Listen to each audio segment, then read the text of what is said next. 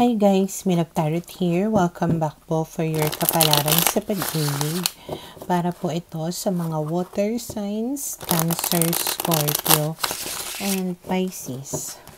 Maglalagay na lang po ako ng timestamp sa may description box para po mapuntahan ninyo ang inyong zodiac signs. Pero syempre, this is a general reading, kaya hindi po lahat ay makaka-relate. Okay, so we will start po with Cancer. Ano kaya yung posibleng pagdaraanan ng mga Cancer sa mga susunod na mga araw? We have here the Eight of Cups, the World card, the King of Cups, and the Two of Swords.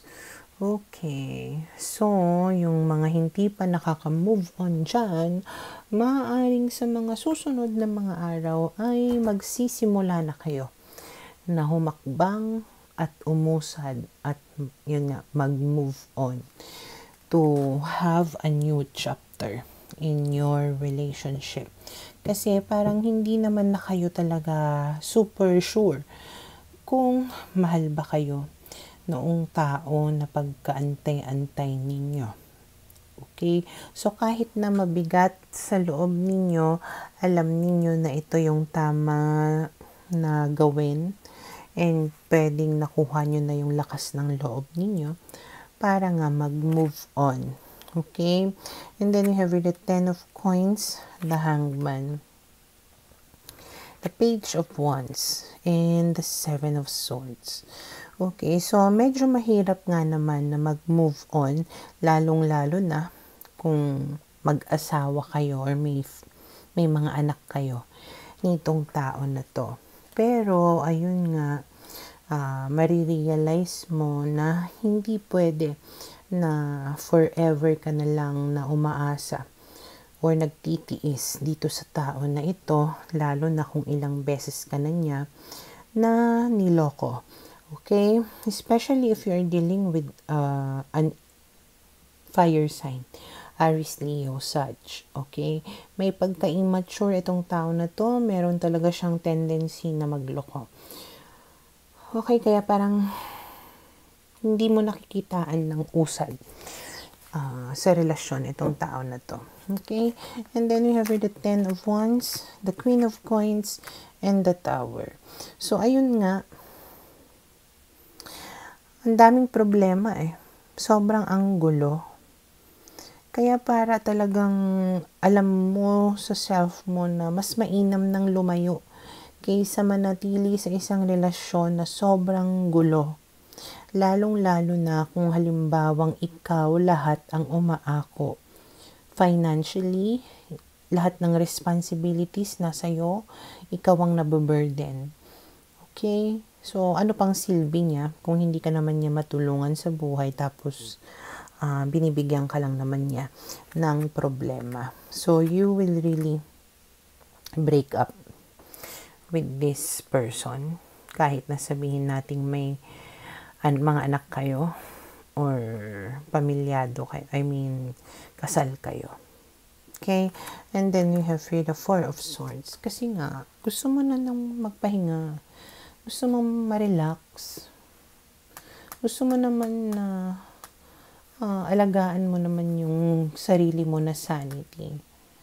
Okay na pwede ngang mangyari yun na mawawala, maalis lahat ng mga tinik or yung mga problema, yung bigat ng nararamdaman mo, maiibsan. Once that you finally take that step forward. Okay? So, for now, ito yung nakikita ko na posibleng mangyari sa mga Cancer.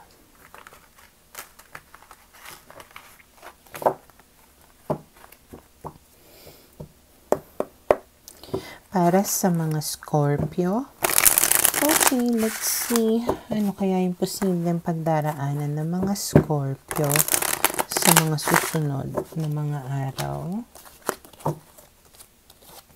We have here the Five of Coins, the Two of Wands, the Six of Coins, and the Two of Cups. Okay.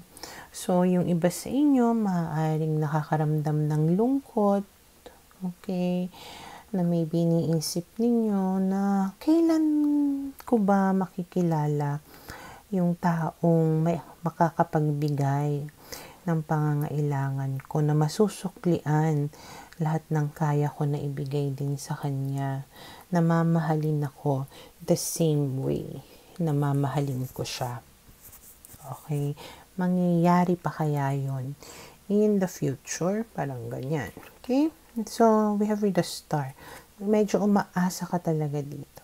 Hindi ka naman talagang nagiging hopeless.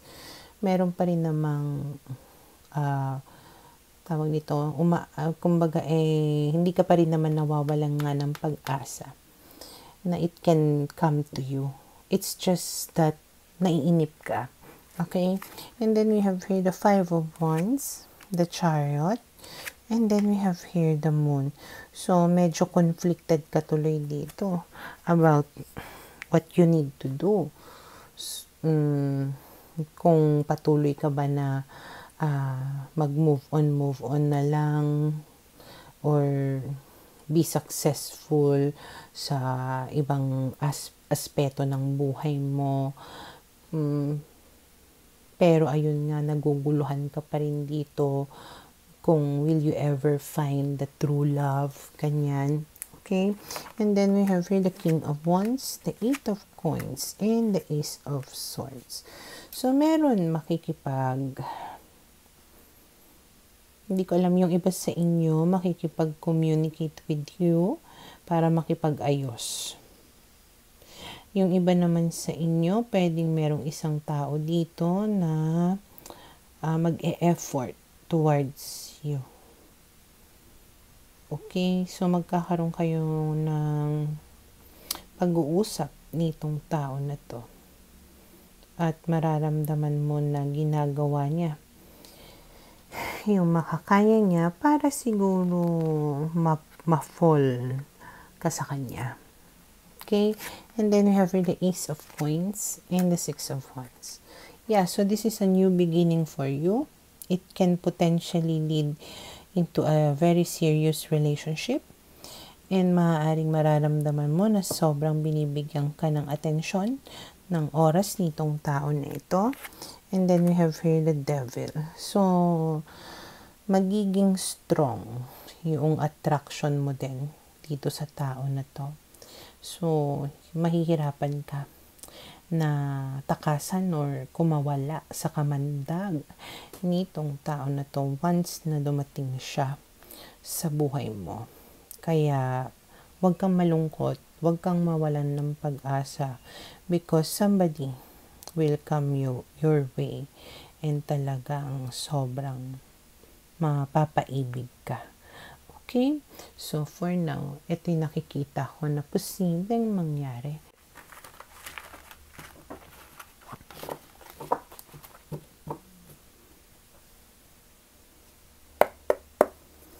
Para sa mga Pisces, okay, let's see. Ano kaya yung posibleng pagdaraanan ng mga Pisces sa mga susunod na mga araw? We have read the Justice card, the King of Swords, the 6 of Wands, and the 6 of Swords. Okay, so malaki yung chance na yung person nyo ay air sign, Gemini, Libra, and Aquarius. Okay, na parang meron siyang i-open up sa'yo, may aaminin siya, meron siyang mga bagay na itatama.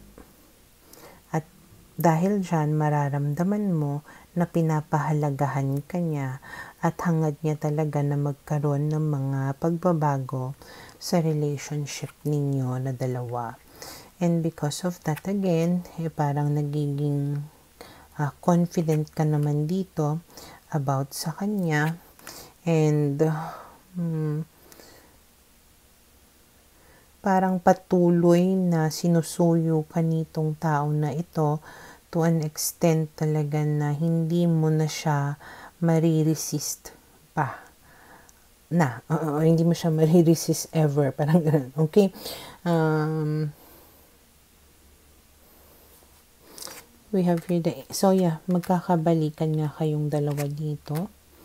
And mukhang pag-effortan naman niya, in fairness, yung relationship ninyo. Ang nakikita ko lang dito is mas kontrolado yung emotions mo this time. Medyo hindi ka kaagad gumagawa ng mga decisions unless pinag-isipan mo talaga. Okay? Or pwedeng hinahayaan mo siya to keep on proving sa iyo kung gaano siya ka seryoso sa iyo or kung gaano kanya kamahal. Okay?